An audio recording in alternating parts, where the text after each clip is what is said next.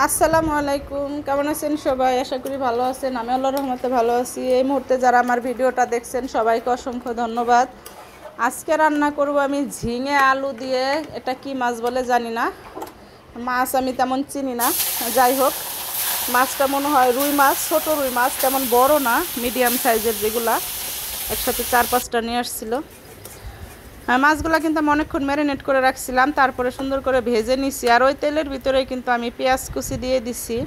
তারপরে সামান্য একটু হলুদের গুঁড়া দিব, আর একটু স্বাদ মতো লবণ দিব, আর একটু খানিক মরিচের গুঁড়া দিব একটু কালার আসার জন্য।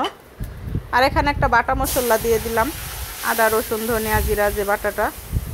তারপরে কিন্তু আমি সুন্দর করে কষিয়ে নিব।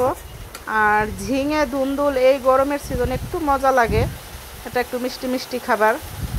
আমার কাছে ভাজি করলেও মজা লাগে, কিন্তু ধুন্দুলের থেকে ঝিঙার স্বাদ বেশি যদি ঝিঙাটা বাতি না হয়, মানে দাঁত না হয়ে যায়। যাই হোক, ঝিঙাটা একদম কচি ছিল।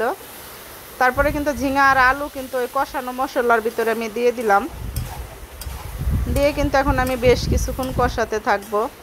আর ফেসবুকের কাজ করতে এসে মানুষের কিছু মানুষের এমন কিছু কমেন্টস, জানি না তারা লং ভিডিও কিনা দেখে কিনা।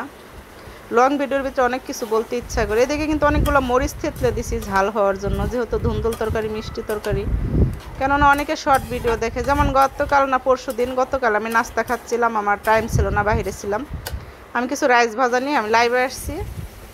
তো প্রথমে আমি ওটা ভাবছি যে আগে খেয়ে নেই, প্রথমে তো অডিয়েন্স থাকে না। কিছু লোক এসে বলবে, আপনি বাম হাত দিয়ে খাচ্ছেন কেন, আপনার কি ডান হাত নাই? আসলে লাইভে কি মানুষ পিছনের ক্যামেরা দিয়ে আসে?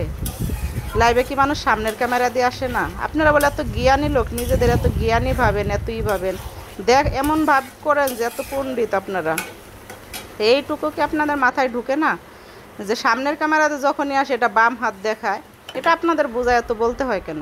তারপর আরও কিছু বলেন, ভাবেন যে আমরা কমেন্টগুলো দেখি না। শুনেন, আপনাদের ওই সমস্ত কমেন্টগুলো আমাদের কমেন্ট ম্যানেজারে থাকে। এখন থেকে আমি কথাগুলো কেন বললাম জানেন? আপনাদের শুধু একটু ওয়ার্নিং দেওয়ার লেগে। দ্বিতীয়বার থেকে আমি কমেন্টগুলো স্ক্রিনশট দিয়ে এনে ওগুলা দিয়ে কিন্তু ভিডিও বানাবো, কেননা যাতে আপনার আত্মীয় স্বজন দেখে। বুঝতে পারছেন? যাই হোক, এদিকে কিন্তু এই করতে করতে আমার রান্নাটা শেষ হয়ে গেছে। আর যারা আমার ভিডিও দেখেন, যদি ভালো লাগে লাইক কমেন্ট করবেন, শেয়ার করবেন, খারাপ লাগলে স্কিপ করে চলে যাবেন, কোনো সমস্যা নাই। আর ধুন্দুল তরকারি এভাবে রান্না করে খেয়ে দেখবেন, অসাধারণ মজা লাগে। আর ধুন্দুল তরকারি রান্না করতে গেলে বেশি পানি দিতে হয় না, দেখছি তো আমি অল্প পানি দিছি, অল্পতেই হয়ে গেছে। তরকারিটা কিন্তু অসাধারণ মজা হয়েছিল, কেননা গরমের দিনে কোনো কিছুই খেতে ইচ্ছা করে না। আর বাজারে গেলে তো আলু পটল ধুন্দুল এগুলাই পাওয়া যায়, শীতের দিনের মতো অত সবজি পাওয়া যায় না।